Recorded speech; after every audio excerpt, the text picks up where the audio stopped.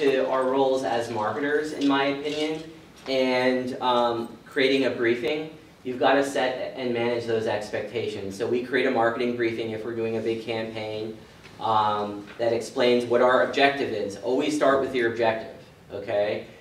We are doing a campaign on Facebook. Our objective is to generate 100 new sales, or 100 new sales leads, or 100 new newsletter signups. Here's how we're going to do it, and here's how we're going to measure it. If you can't answer those 3 questions, I think then the executive has a reason to be confused as to why they're paying you to do social media. So objectives are very, very important, because without that you're really kind of directionless. You're just kind of floating in the wind. So I would start with a one-page product campaign briefing. Like I said, in the executive world, you got to do it in 1 page or less, I think. And let that then be the driver to having a conversation and providing the executive team with the details that they need if they need that.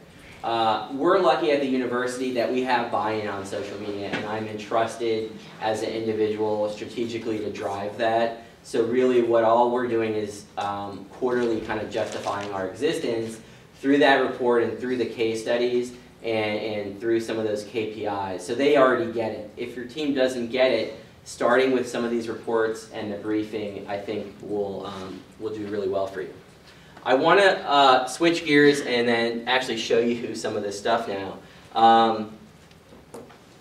But I'm on the wrong page. Sorry about that. So what we're going to talk about is Google Analytics. I promised to show you, and we're running a little bit tight on time. So there are a couple different reports I want to show you, and I'm going to kind of just get out of the way here and run through these. I want to show you social reports, traffic reports, and custom segments, and then multi-channel funnels. So if you don't have a Google Analytics account, you need to get one. And sign up for it by the end of the day, and you can get running with that. So the first, I'm going to grab my cheat sheet here so I don't have to keep switching back and forth for you guys. The first report we're going to talk about is something new in Google Analytics that just came out with the upgrade. It's the social tab right here. So once you log in, you're going to see this new social section, and there's 3 parts to it. There's something called engagement, action, and pages. So basically, I haven't set this up on this particular profile, so you're going to see a lot of empty data, but we can talk about it real briefly here. So basically, out of the box, Google Analytics can track visits to your site of people who are quote unquote socially engaged. And you need to kind of understand what that means. Basically, it's somebody who has performed an action on your website, like a +1 for Google, or a like or a fan, or they've shared on Facebook, or they've tweeted out your content. Out of the box, Google Analytics can give you some of that. There is an additional line of code you need to add if you want to track things like Facebook and other types of events that aren't available. But you can track almost anything. And if you go into Google Analytics and go to help and just type in social tracking, it'll tell you how to set that up. So basically, once you drill into socially engaged, Google's going to break that down for you based upon how you've defined it. So you can see here, and again, I haven't really set this up. There's not a lot of data, I apologize. But you can see we're tracking right out of the box how many people have +1'd our site, and then people who have used, share this and add this. So you might have fans here, and you would see a count of fans. And then you can track all of those KPIs. So the number of pages of somebody who +1'd us, you can see they're not really visiting a lot of pages, but maybe you can see some metrics like conversions. So if you're using goals and conversions on Google, you can count like the number of signups for people who have also +1'd you, and you can see what the value is of having all those different plugins. So then you have the action, right? So that's what we just talked about, the different actions over time, and again you can correlate that to those metrics, and then also the pages. So what you're seeing here is Google showing you where those actions are taking place. So you can see on one of our blogs and then one of our web pages. So this would show you where all the activity is happening to see if those plugins you're putting on your site, on your WordPress site, or that Facebook like button is actually working.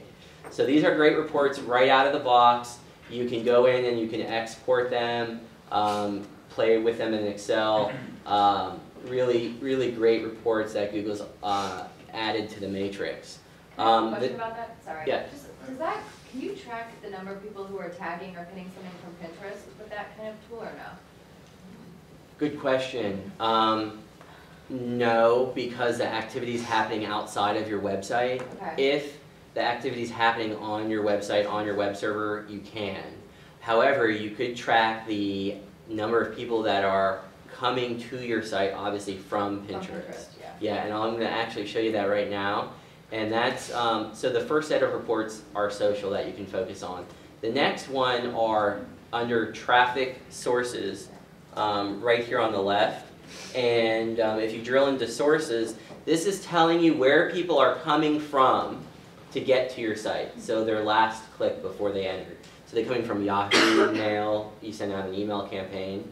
They're coming into your site, or are they coming from Facebook, or are they coming from a banner ad you've got on another website?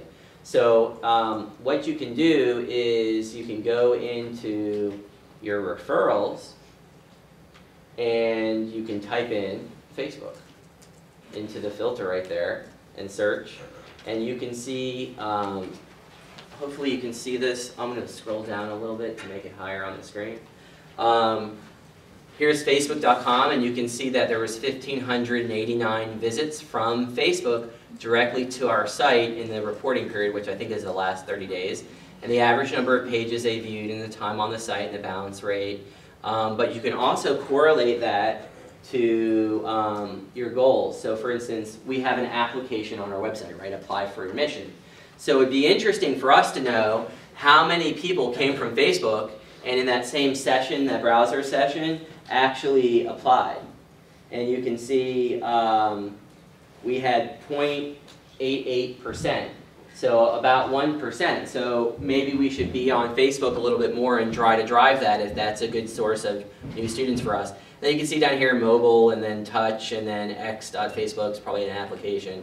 They didn't really get a lot. But so we have a fair amount of our traffic from Facebook is coming from mobile. Well, that's interesting. Is my website mobile friendly? Well, maybe it should be, because about 20% are coming mobile. So this is a great report. Now, if you've got, hang on to that question for a second, if you've got a lot of different sites, typing them in one by one is kind of a pain in the ass. So one of the things you need to learn about Google Analytics is how to create a custom segment. And what that is basically you've got all the traffic to your website in a huge database bucket. How can you segment out just a portion to focus in on that? And the portion we want to look at is the bucket of all visitors coming from what we define as social media sites. Blogs, Facebook, Twitter, etc. I want to just look at the behavior of all of those. I don't care if it's Facebook or Twitter, I just want to know everybody that's social. So what I can do is there's a feature called advanced segments. So right now I'm looking at all the traffic. But what I can do is I can create a social media traffic segment and apply that. And I'll show you how to create that segment in a second. It's pretty easy. So now what it's doing is it's only showing me people who came from that bucket. And now I can look at that behavior aggregate. So I can see over time how social media is driving traffic to my site on a whole, and the KPIs for my business up here, and then I can look at applications or sign-ups to newsletter or even e-commerce. Again, if I'm trying to sell something, I can tie the e-commerce reports in Google Analytics to visits in social, and I can say, well, social traffic spends twice as more than organic traffic, or vice versa. So these are some of those reports that start telling that complete story. So the next thing, let me show you how to create that advanced segment real quickly here. Let's see. I'm going to actually hit the edit button. But basically what I've done is I'm telling Google to include the sources. Remember, I'm in the source report and I typed Facebook as a filter. So I'm basically just creating all of those filters and daisy chaining them together. And you can see Facebook, Twitter, YouTube. You know, I've got MySpace on there, Wikipedia, even Hootsuite in there. I'm basically just ORing them all together, saying include traffic that came from all of those sources, and then I just name it social media traffic, and I'm good to go. So super easy to create. If I go back here, let me cancel out of this. You can also do an and statement. So show me traffic that came from Facebook and spent 30 minutes or more on my website. So you can look, you can segment out almost any way. So you can segment by, you know, these different dimensions. So we're gonna hit save there. And again, to get to all of that, just go into your advanced segments. You can say create a new segment here, and it just walks you through it. So we want to look at sources. We want to filter by sources. So we click sources, and then we say containing Facebook, and then we just type the name. This is the Facebook filter, right? Facebook. And then you hit save. It's really that easy. So spend some time learning how to segment by your traffic, and you'll be in good shape. The last thing I want to show you real quickly here is something called multi-channel funnels. And it's under conversions here, all the way at the bottom. So you have to have conversion tracking set up. So if you're not tracking those signups or those sales, you can't use multi-channel funnels. But it's kind of a new thing the last several months for Google. And basically what it's showing you, I'm going to discard my changes. Okay, multi-channel funnels basically shows you, I'm just going to read it, I apologize for saying that, but anatomy of your conversion path. So if your conversion is a sign up, it shows you all the different things on your website that influence somebody to get to that goal. So, for instance, and this gets complicated, it's all about attribution. We're not really going to dive into that, but basically what you can start doing is look at paid advertising, direct visits, organic search, social networks, and you can see what influences people to get to that ultimate conversion goal. I'm not going to spend a whole lot of time explaining this, but you can see the Venn diagram here. The three things I have checked is a small portion.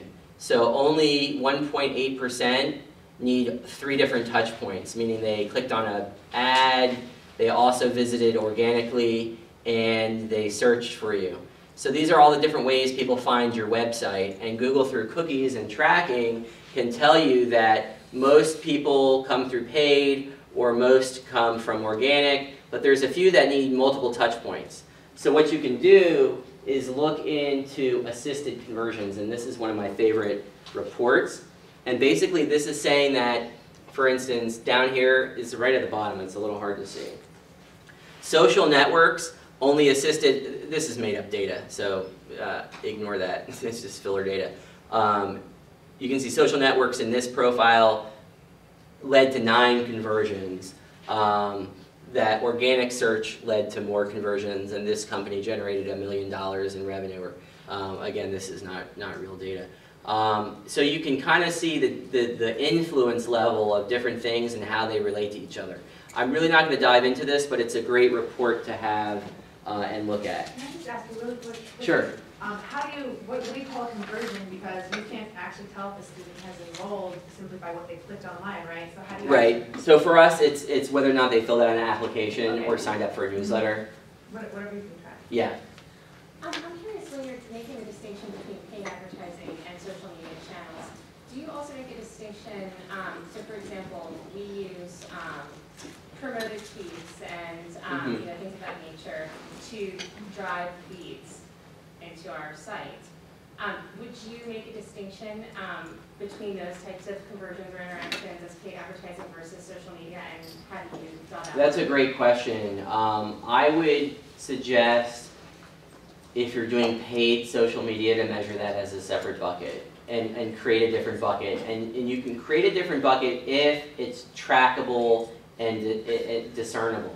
So if everybody's still coming from Twitter, but you have a different tracking URL, in the offer, then you can track it and you can separate it. But if it's all coming through the same URL, or if it's all just coming from Twitter or from Facebook, that may be difficult, and so you might not be able to do that. So you're saying you have a paid advertising, a paid social media advertising, Yeah. and then social media. And this is all customizable in Google Analytics. You could create your own bucket called Dan's Mystery Bucket, and that could be everybody that came in from my blog. And maybe I want to measure that separately. So you can get really high level like this. This is, again, default right out of the box for Google Analytics. I just tried to set up a profile here. And then you can drill into that and really define what organic search is. You could even add your paid social into your paid advertising bucket. I'm going to run to Facebook really quickly and talk about this because there's a lot here. Hang on to your question one sec. I know I get to Facebook really quickly. I want to talk about what earned media is. So a long time ago in PR, earned media was a newspaper writing an article unsolicited about your organization. Apple is coming out with its new iPad 3. It's going to have a smaller screen. New York Times front page article. Apple didn't pay for that. They earned that. That was earned media. And the value of that is based upon the number of subscribers of the New York Times, both online and in the newspaper. But it might also be the amount that you would normally pay for a full page ad on the New York Times. So maybe that's $50,000. So the value of that earned media might be 50 grand. Fast forward to the age of the internet and social media, and earned media has a little bit different value. Let's say you're buying banner ads through Google's display network, through AdWords, and you pay a CPM, a cost per 1,000 impressions, of $2. So if you buy 1,000 impressions, it costs you $2. Let's say you have a Facebook page and you post something on your page that's a poll or a question or an offer, and you have 100 people reply or engage or share that post. Remember that whatever people do on Facebook shows up in their news feed to all their friends. And if the average Facebook person has, let's say, 200 friends, then every time you have another person engage with you, you have 200 potential impressions of your brand, right? That poll that you posted, or your brand name, or your offer. So if you have 100 posts or 100 replies to your Facebook poll, and they each have 200 friends, you multiply 200 times 100, and I believe that's 20,000. And you have 20,000 potential impressions of your brand.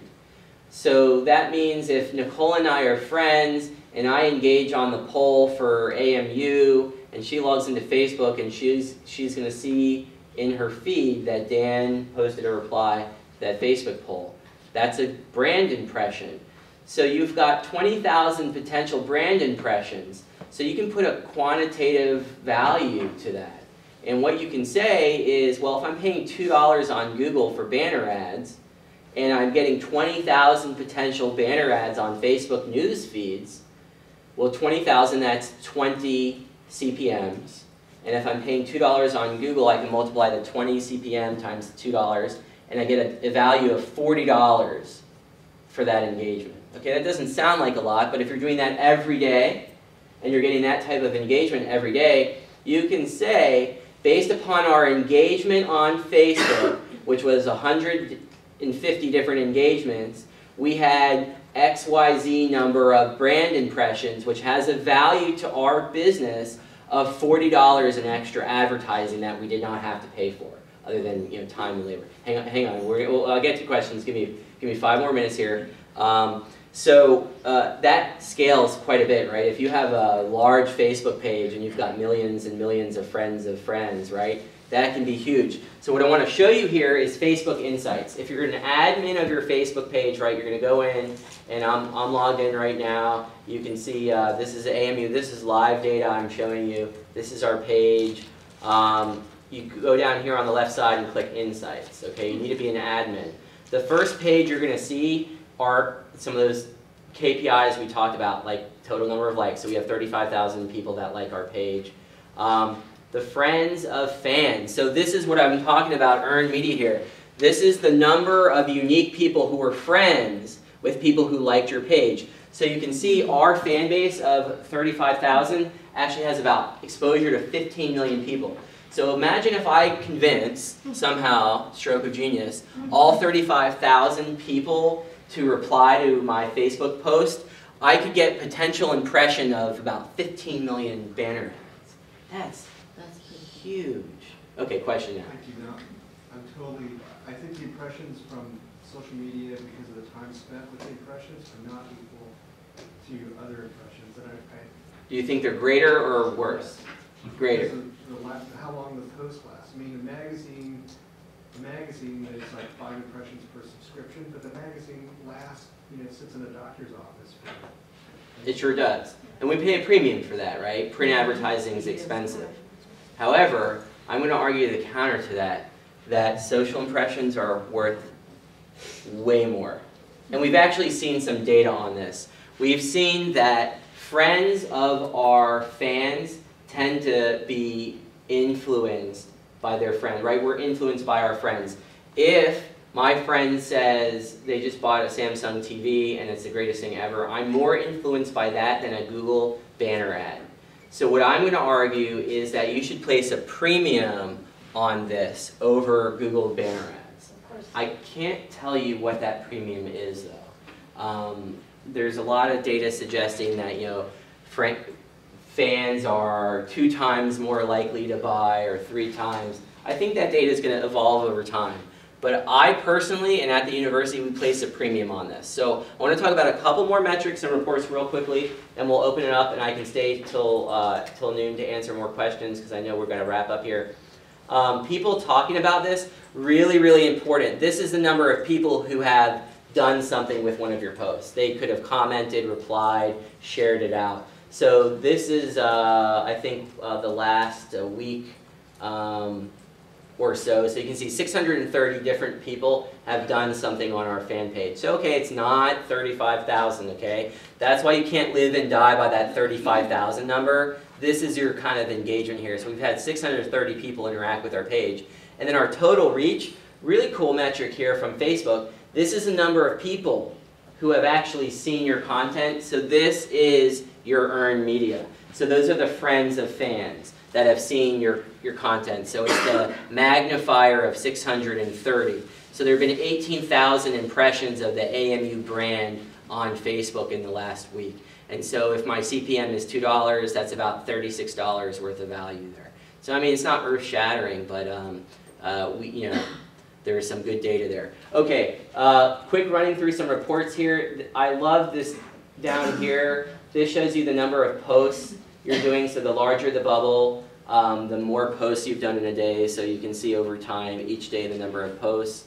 And then down here, you've basically just got your date of your post, what your post was, that reach, again, the number of people who saw the post, the number of people who actually did something with it, and then for, I don't even know how to say that, virality or viralness, it's a made-up word from Facebook. This is basically this metric over this. So it basically means of all the people who saw it, here's how many people actually did something with it to create that earned media opportunity for you. So it's just 11 over 3,200, and that's why you can see it's 1/3%. So you can go over time and look at all your different posts, and you can say, well, wait a second, 1.6%, that was a really good post. So we should look at that, and we should do more of those and fewer of these. We're pleased to announce something. So, right? So, and that makes sense, right? Broadcasting out a PR, not a lot of value, but asking a question, engaging is, and you can see the differences. So as I drill further into the insights, I can get a little bit more data. So this shows me my likes, so who's liking me. So 61% is male, and it breaks out the age groups. Hard to see, 18 to 24-year-old. The average age of a student at our university is about 30. So you can see we're predominantly there. And then it tells you geo stuff. But actually, this report I like the most. This shows you how people are liking you. Admin invites, Facebook recommendations through a mobile app, on a page like your website. In a search, they search for you on Facebook. So this is really important. This should show you how people are coming in, and you can see not only likes but unlikes. Forgot about that, you can measure that, so that's kind of interesting. Don't take it personally when somebody unlikes you, right?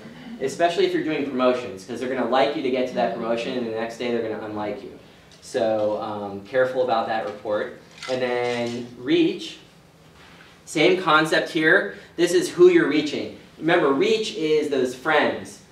So this shows you who's seeing your impressions, and then down here, where are people coming in? Are you doing paid Facebook ads, or is it just traffic on Facebook, or is it viral, meaning people got to your Facebook page because they saw somebody else's post about you. They clicked it and came onto your page. So that's that viral metric there. Facebook's really good at explaining things, so just hover over that question mark and they'll show you. And then page views. I love this one. It's basically Google Analytics for Facebook. It's just showing you the number of page views per day over time, and then the number of unique people.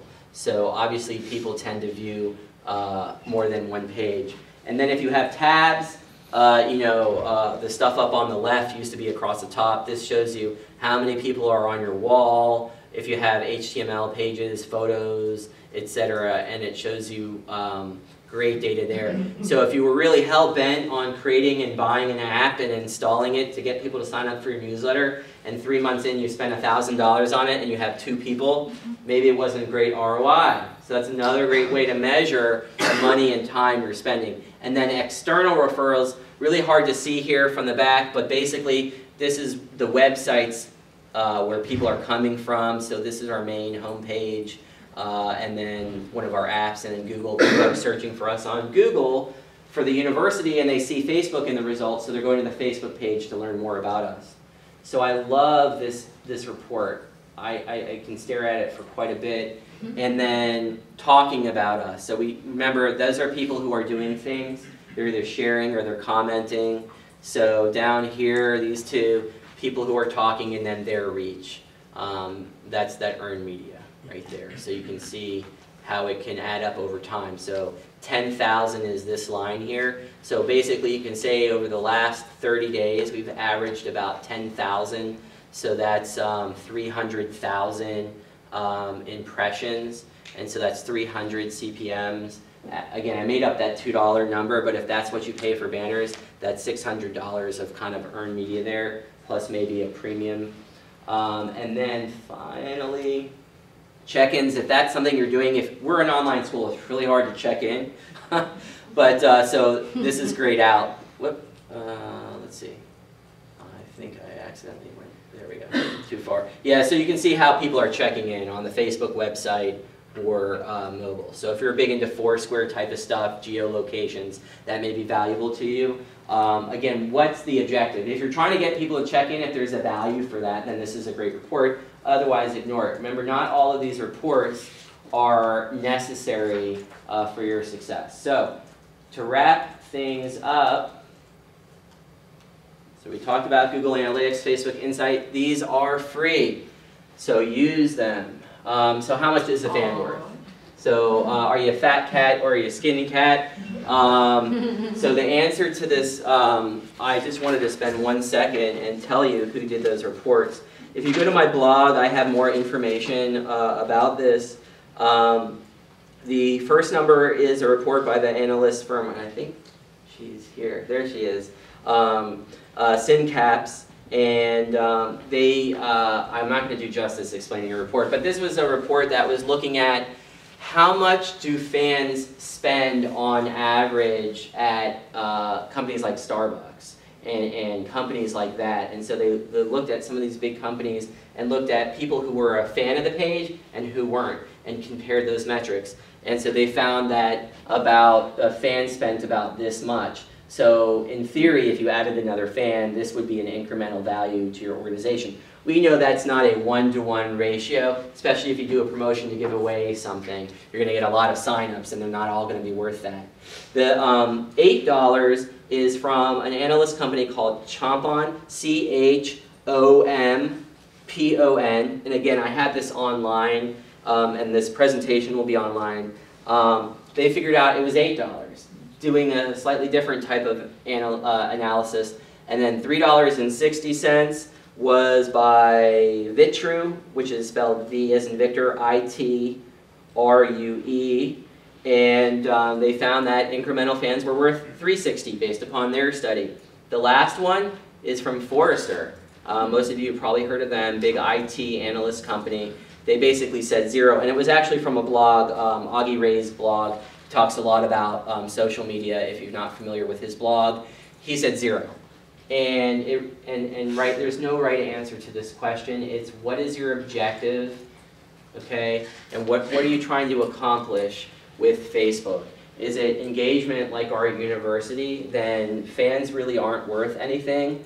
I'm sure we could do a study saying that for every fan we get you know a new enrollment, and we could correlate that to tuition dollars.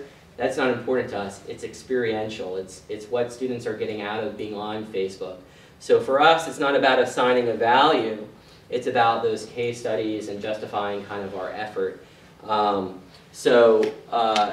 Again, hopefully you've had enough.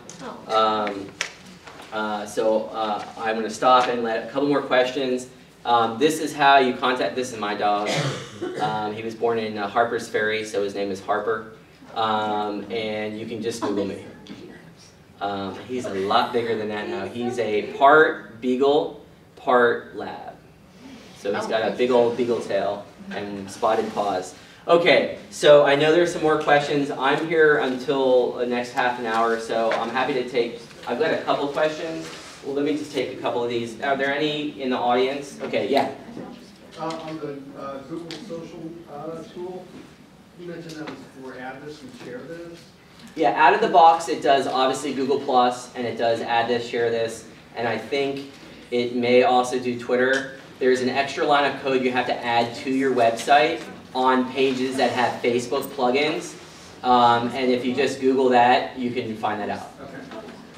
Questions in the back? You had a graph towards the beginning that like compared the different social media sites and effectiveness of them over months. Yes. I'm just curious, what did you use like to compare them, like on somewhat like? Yeah, well actually we don't. We really don't compare what we're doing on Twitter with Facebook. Okay. We just look at the trend over time. Our objective with Twitter was to get followers because we want to spread our gospel and we want to make sure our students are exposed to our information. So for us it literally was about getting more followers. But for you, if it's about more of like generating sales or clicks, that can be that KPI that you measure. Somebody asked, how can we occasionally reach a narrower and more specific audience? That's more of an engagement question than a measurement question, so I'm kind of going to defer that. But I'm just going to say it really depends on what your objective is in reaching a small audience. You know, getting people to sign up for a newsletter, that's going to be a narrow audience. So doing something on Facebook where you're encouraging signups could work. Brian asked, says, measure against opportunity, not competition or clout. No, I like that comment. I guess it's not a question. Brian Solis recommends that you. Oh, that's a recommendation. Yeah, no, I agree, right? You want to look at your opportunities. Clout is arbitrary. I mean, it is based upon an algorithm. There is a clout score, so you can track yourself over time. But bottom line is you really want to look at what you're doing with social media as your measurement for your opportunities and risks. Any other questions? Yes? So another question I have is, how do we get beyond the corporate limitations that are thrust upon us? And I'll give you an example. At the place where I used to work, they got a negative comment on Facebook, and everybody flipped out. Yeah. I mean, just you know, all hands on deck. And the bottom line was that it was really poorly handled because the person that they were outsourcing their social media. Long story behind that too, but they were outsourcing their social media, and the people that they were working with, third party, all they had were canned responses. Yeah. So they said that was a very good question. Well, a bunch of us at this business got together and said, we need to have a reaction team. We need to have somebody that's monitoring. You have to have a crisis plan, a monitoring plan, and Exactly. policies. We were shut down. We were told it's too expensive. And the other parties that were involved said if it wasn't too expensive, you can't, the exact term or the answer you've given is you cannot speak for the voice of the company. So how do you get? Yeah, I mean, that's a tough challenge. I mean, I like to take that offline just because it's not an ROI measurement question, but basically, you can do it for free. This is a flow chart that helps explain that. Hopefully you all got this. You need to build policies. They need to be simple and straightforward. You need to be able to communicate and educate. The first year I was on the job for the university, I'd get like 9 emails when there was a negative comment. Now I get none. And that's because I've educated and trained people to trust the social media team, the policies and procedures we have. I'm fortunate enough that we were successful in doing that. Outsourcing social media is something that, as a professional in marketing, I believe is a double-edged sword. It's a high risk for you, and I think it's a lower ROI. But if you're a small business, it can add some value. But yeah, the bottom line is it is possible to create policies and procedures for on the cheap, for free, that actually do work. Our university is a case in point of that, and we have these things that people buy into, and I think it's about education. Question in the back there. Yeah, go ahead. Related to internal education is how, because a lot of the analytics software you're showing us is so easily available, how much of your team is able to see that on a daily basis? Great question. Everyone. We've decided we're a university, and the decentralization of information is very important to us. There are risks that are associated with doing that. People will interpret data differently if it's not explained to them. So that's why we educate regularly and we explain the data. But anybody who approaches me that wants access to the data is granted access, provided they sit through the training. Your company may have a different policy and hold data tightly. That's never been my philosophy. I mean, information is power, but I also believe in the democratization of information. Google Analytics, it's an analytic tool, and not everybody's analytical. So giving it to somebody who is a more content-oriented might not interpret it the proper way. So what I would encourage you to do is understand what people want to know, and then figure out the best way to empower them to get that information. With Google, you can schedule reports, and so maybe you can have a report emailed to them, or maybe they can rely on you to send them a report. But our team lives and breathes by this data, and it's religion. It's part of everything we do. Thank you. All the way in the back left, or right? I have kind of like a two-part question. My first question is, and I don't know if you've already covered this, so I apologize, but do you have staff or employees, personnel of the university that are able to like the page but not comment? So, for instance, your social media team controls the response and the replies. Yeah. Does that also skew your data because they like or so? Yeah. So obviously, when we report, we're counting faculty that are fans of our pages, so that. And they're allowed to like. Oh, absolutely. We believe in embracing and extending social media to every individual in our organization, and every member, be it a student, a faculty member, or an admin assistant, is encouraged to participate in social media. We define very specific parameters for participating, meaning that if I'm an admin assistant for the dean of the School of Education and I'm reading my Facebook newsfeed and I see a question about financial aid, we have told people that they're not authorized to answer that question unless it's within their domain of expertise.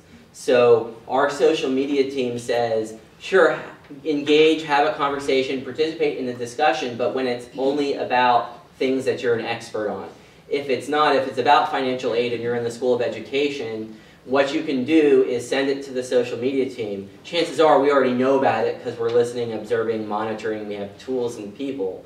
but we allow everybody to participate, and we expect them to, because we believe social media is not a segment, not a specific thing like accounting.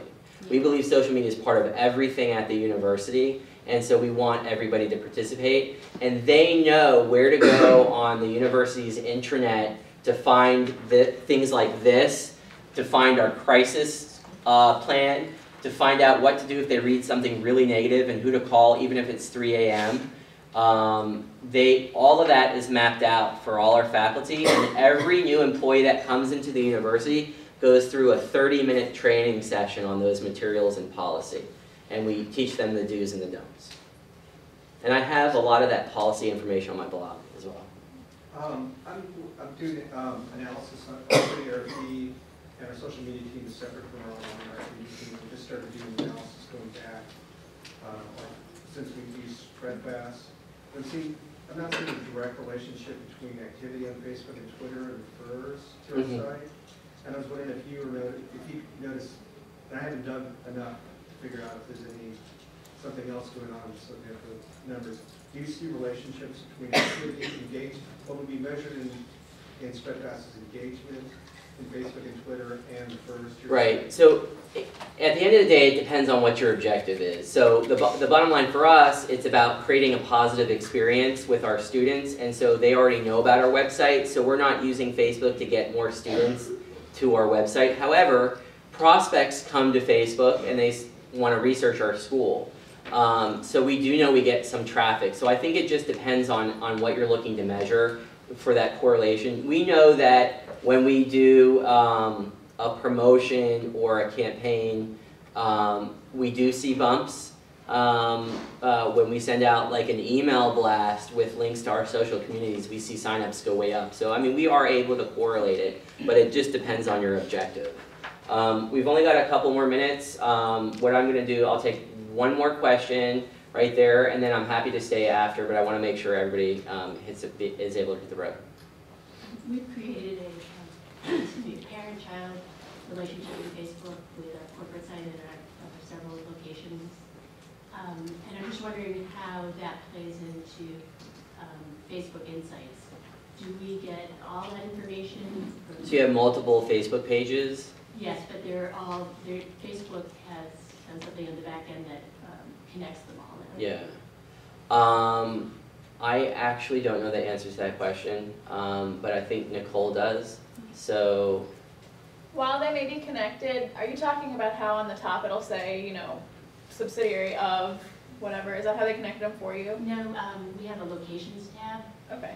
I do know that the check-ins are cumulative, but I don't know what other metrics are cumulative. yeah. 99.9% certain that each page is going to have its own separate metrics. Yeah. Although we won't see it on the corporate page. Yeah, I'm not sure you'll see an aggregation of that, but it's not something that I'm an expert on, so I'm not comfortable answering.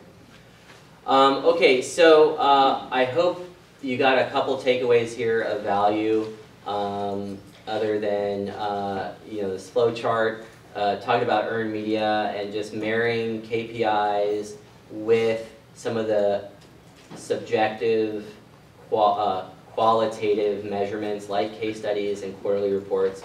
Try doing some of those.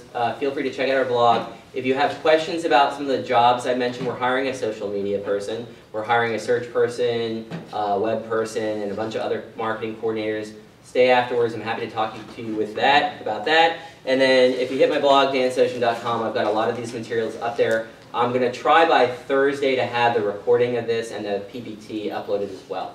So check that out, and I'll send an email out to all of you. I really appreciate y'all coming out to Manassas and joining the university for this presentation. And I wish you a great day and a great week. Thank you.